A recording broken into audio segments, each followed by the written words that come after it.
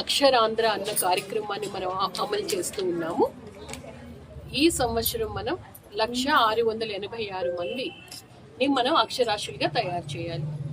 ఇందులో మనము ఈ 1,686లో ఎక్కువగా సెల్ఫ్ హెల్ప్ గ్రూప్ మెంబర్స్ వాళ్ళు మీటింగ్స్ పెట్టుకుంటారు కాబట్టి వాళ్ళకి చదువు పైన అవగాహన ఉండాలి, చిన్నపాటి లెక్కల పైన కూడా అవగాహన ఉండాలి అన్న ఆలోచనతో మెప్మా నుంచి 25,000 మంది లెర్నర్స్ తీసుకున్నాం.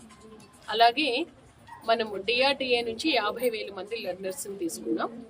ఎన్ఆర్ఈజిఎస్ ద్వారా ఒక 25,686 మంది లెర్నర్స్ తీసుకున్నాం. ఎందుకంటే వేజ్ సీకర్స్ కూడా పనులకు వెళ్తారు, వాళ్ళు కూడా ఎంత వేజ్ వస్తుంది ఏంటి లెక్కలు తెలియాలి అని.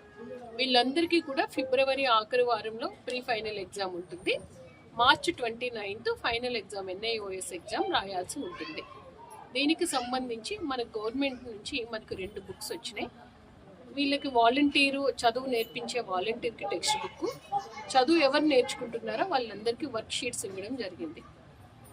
అంటే కొంతమంది పూర్తిగా చిన్నపాటి అక్షరాలను గుర్తుపట్టగలరు, కొంతమందికి అక్షరం గుర్తుపట్టడం రాదు, రాయడం కూడా రాదు.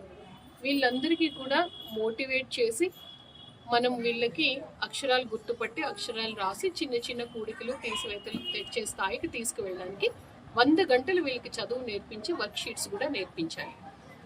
ఈ రోజుల్లో అంటే ఈ సమయంలో వచ్చి వాళ్ళు నేర్చుకోవడానికి వాళ్ళకి ముందు ఇబ్బందిగా ఉంటుంది.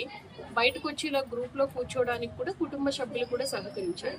అందుకని చెప్పి ఇప్పుడు మన గవర్నమెంట్ వీడియోస్ కూడా ఇచ్చింది. వీడియోస్ అయితే మనకి వీళ్ళు ఇమీడియట్గా వాళ్ళకి అట్రాక్ట్ అవుతాయి ఫోన్ ద్వారా చూపిస్తే అని చెప్పి.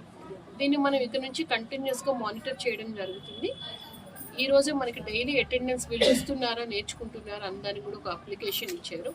ఇక్కడ నుంచి వాలంటీర్స్ అందరికీ కూడా ప్రాపర్గా మోటివేషన్ చేసి లెర్నర్స్ని కూడా మోటివేషన్ చేసి చక్కగా ఇంకా బ్యాలెన్స్ మనం ఒక 50 రోజులు ఉన్నాయి కాబట్టి 100 గంటలు చెప్పడానికి కూడా మన అవకాశం ఉంది. ఆ 100 గంటల్ని కూడా ప్రాపర్గా యూటిలైజ్ చేసుకుని చదువు నేర్పించే విధంగా ప్రతి ఒక్కరిని ప్రోత్సహించే విధంగా వాలంటీర్స్ కృషి చేయాలని నేను మనస్ఫూర్తిగా కోరుకుంటున్నాను.